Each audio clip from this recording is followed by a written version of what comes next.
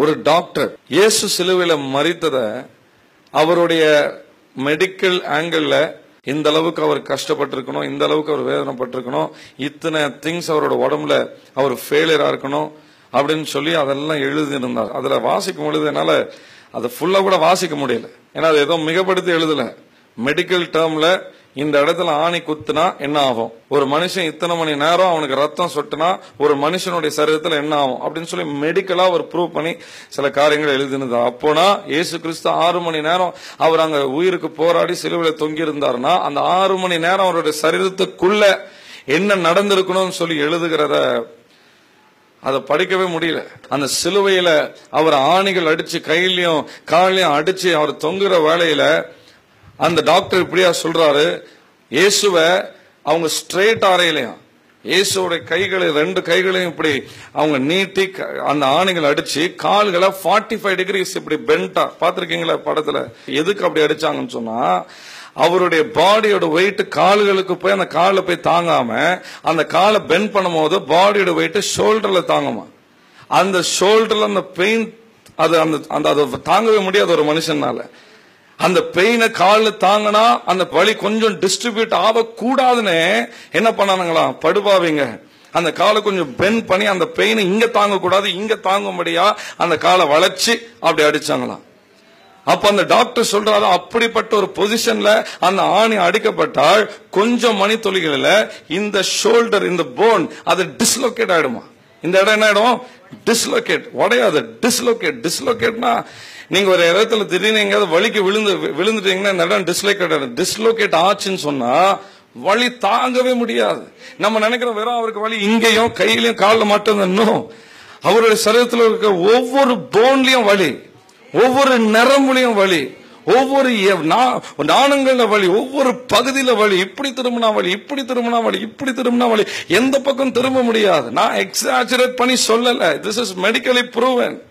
ஒருவேளை அவங்க ஸ்ட்ரெயிட்டா அரைஞ்சிருந்தாங்கன்னா கூட வலி இங்க மாத்திரம் இருந்திருக்கும், கொஞ்ச நேரம் வலியோட இருந்திருப்பார், நல்லா மூச்சு எடுத்திருக்கலாம். ஆனா இந்த இடம் டிஸ்லோகேட் ஆகும் போது ஆட்டோமேட்டிக்கா பெயின் செஸ்ட்ல விடுமா.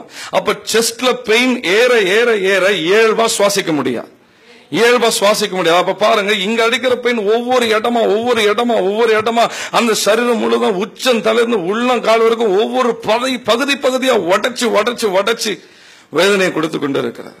ஒருவேளை நம்ம அந்த காட்சி அந்த படத்தை ஏதோ சில இடத்துல இயேசு சிலுவையில் அரைஞ்ச ஒரு காரியத்தை பார்த்துட்டு வெறும் அவர் அப்படியே சிலுவையில் அடையப்பட்டா கொஞ்ச நேரத்தில் உயிரை விட்டார், நோ. ரத்தம் சிந்தப்பட்ட அவரை உயிர் விட்டார், நோ.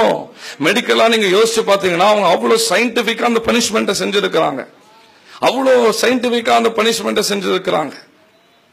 கொஞ்சம்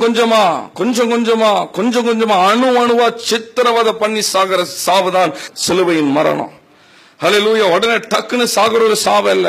இந்த செஸ்ட் ரிப்ஸ் இந்த இடம் அப்படியே இந்த இடத்துல ஃபர்ஸ்ட் கால் லோடு எடுக்கும். இந்த கால் லோடு எடுக்க முடியாத பட்சத்துல இந்த ஷோல்டர் லோடு எடுக்கும். இப்ப இந்த ஷோல்டரும் டிஸ்லோகேட் தொங்கி போயிடுச்சு. இப்ப இங்கேயும் அந்த பெயின் எடுக்க முடியாது. அப்ப நெக்ஸ்ட் செஸ்ட் பகுதி, அப்ப செஸ்ட் பகுதியில் லோடு ஏற சுவாசிக்க முடியாது.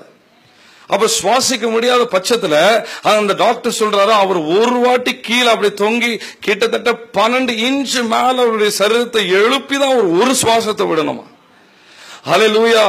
கொஞ்சம் யோசிச்சு பாருங்க, 12 இன்ச் மேலையும் கீழையும் போய் நீங்களும் நானும் வாழணும்னு சொல்லி ஹல்லேலூயா அந்த வழியெல்லாம் சகித்துக்கணும். அண்ட் இங்க அடிக்கப்பட்ட அந்த ஆணியில 3 முக்கியமான அந்த நரம்புகள் துண்டிக்கப்பட்டுருச்சு.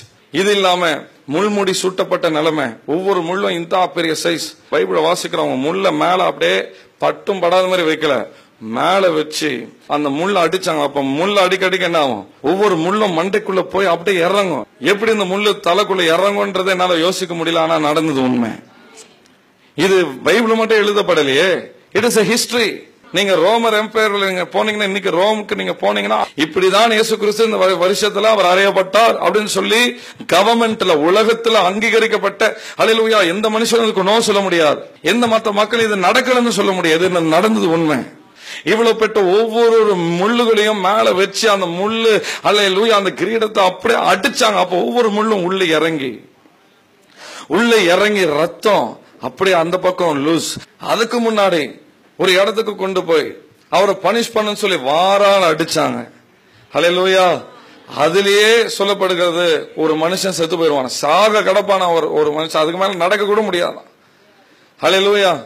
அப்போ ஜீசஸ் கிரைஸ்டோட அவருடைய பிசிக்கல் ஸ்ட்ரென்த் பாருங்க, ஒரு பலவீனமான ஒரு மனுஷன் இருந்திருக்க முடியாது.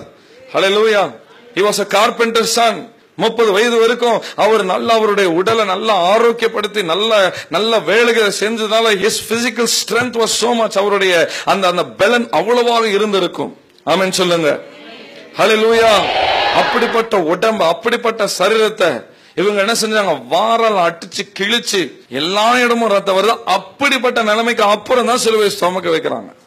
கடைசி அதெல்லாம் பத்தாதுன்னு சொல்லி சிலுவையில ஹல்லேலூயா அவருடைய கைகளையும் காலையும் ஆணி அடிக்க வைத்து நரம்புகளை அவங்க டிஸ்ட்ராய் பண்ணி, வெளிப்புறமா இதெல்லாம் நடக்கிறதுனால இன்டர்னலா அவர் ஒவ்வொரு இடத்துல ப்ளீட் பண்ண ஆரம்பிச்சது யாருக்கும் தெரியாது. ஹல்லேலூயா.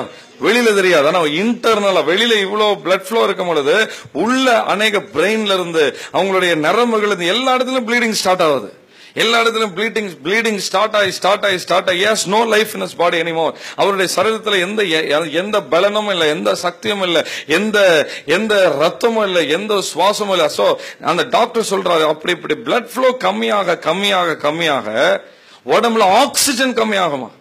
அப்ப உடம்புல ஆக்சிஜன் கம்மி ஆகிறது மாத்திரமல்ல, அவர் இப்படி சுவாசிக்க முடியாம இருக்கிறதுனால கார்பன் டை ஆக்சைடு ஜாஸ்தி ஆயிடுமா. இதை நான் வாசிக்கும் பொழுது no words to speak. அந்த சிலுவையின் அந்த தியாகத்தை நான் இப்ப சொல்றது கூட உங்களுக்கு 2% தான், ஒரு நாட் even 2%, 1% கூட கிடையாது. எதற்கா? நான் செஞ்ச பாவம், நான் ஊதாரித்தனமா தெரிஞ்சனே, அன்னோட வார்த்தைக்கு விரோதமா நடந்தனே, என் சரீரம் சந்தோஷமா இருக்கணும்னு சொல்லி செய்யக்கூடாத தவறுகள் எல்லாம் செஞ்சனே, அதுக்காக அவருடைய சரீரம் பிற்கப்பட்டது. அதுக்காக அவருடைய சரீரம் பிற்கப்பட்டது. அதுக்காக அவர் சிலுவையில போராடினாரே, அதுக்காக அவர் சிலுவையில ஹல்லேலூயா வெளியில சொல்ல முடியாம கத்த கூட முடியாம அவர் பாடுகள் சிந்தினாரே. அந்த சிந்தினதுக்கெல்லாம் காரணம் என்ன தெரியுமா? நீங்களும் நானும் பாவத்தை விட்டு ஹல்லேலூயா பரிசுத்தமா வாழ்ந்து அவருடைய சாயலை போல வாழ்ந்து ஹல்லேலூயா கரை திரை பிழையற்ற ஹல்லேலூயா மகிமையுள்ள பரிசுத்தமுள்ள சபையாய் தமக்கு முன்பாக நிறுத்தி கொள்ள ஹல்லேலூயா அந்த பரிசுத்தமுள்ள தேவன் அவருடைய சரீரத்தை பிட்டார். ஹல்லேலூயா அவருடைய சரீரத்தை பிட்டார். அந்த டாக்டர் சொல்றாரு, இவ்வளவு ரத்தம் சிந்தி கொண்டிருக்கிற இந்த வேளையில அவருடைய செஸ்ட் அந்த செஸ்ட் பகுதி உடைந்து அந்த ஒவ்வொரு அந்த எலும்புகள் நொறுங்க அவரால் சுவாசிக்க முடியாத இருக்கிற சூழ்நிலை. அவருடைய சரீரத்தில் ஆக்சிஜன் லெவலே இல்ல, ஆக்சிஜன் இல்ல, மாறாக கார்பன் டை ஆக்சைடு உடம்பு நிரப்புகிறது. அந்த துர்காற்று அவருடைய உடம்பு நிரப்புகிறது. அந்த உடம்பு நிரப்ப ஒவ்வொரு பகுதியும் செயலற்று போக அந்த கையில அடிக்கப்பட்ட ஆணி அதோட இன்ச்சு 12 இன்ச்சு 16 இன்ச்சுன்னு சொல்றாங்க. ஆனா லாஜிக்கலா திங்க் பண்ணி பார்த்தா அந்த சிலுவையோட சைஸ் இவ்வளவு சைஸாவது இருக்குமா? இவ்வளவு சைஸ் இல்லைன்னா ஒரு மனுஷனை கேரி பண்ண முடியும். அப்ப இவ்வளவு சைஸாவது அந்த சிலுவையோட சைஸ் இருக்கணும். அதுக்கு மேலோட கை இவ்வளவு சைஸ் இருக்கணும். அப்போ இவ்வளவு பெரிய ஆணியாவது இருந்திருக்கணும். இந்த சைட்ல இருந்து அடிச்சு அந்த சைடு வெளியில வரணும்னு சொன்னா எவ்வளவு பெரிய ஆணி இருந்திருக்கணும், இவ்வளவு பெரிய ஆணியாவது இருந்திருக்கணும். அப்ப இந்த இடம்லாம் என்ன இருக்கும்? Totally destroyed already. ஆனா அதுல அந்த டாக்டர் இந்த ஸ்டடியை பண்ணி இந்த ரிசர்ச் பண்ணி அவர் சொல்லி புரிய வைக்கிறதுக்கான அந்த முகாந்தர் என்னன்னு சொன்னா, அவர் பட்ட பாடு ஹல்லேலூயா, அவர் ஏதோ குத்தப்பட்ட அப்படியே செத்துட்டு இட் இஸ் ஃபினிஷ்னு சொல்லிட்டு போல ஹல்லேலூயா, அவர் போராடினார் அவரோட வாழ்க்கைக்கு. இதெல்லாம் தெரிஞ்சுதான் அவர் சொன்னாரு, உனக்காக என்னுடைய சரீரம் பிற்கப்படுகிறது. ஹல்லேலூயா ஹல்லேலூயா. For you my body has been torn என்று சொல்லப்படுகிறது.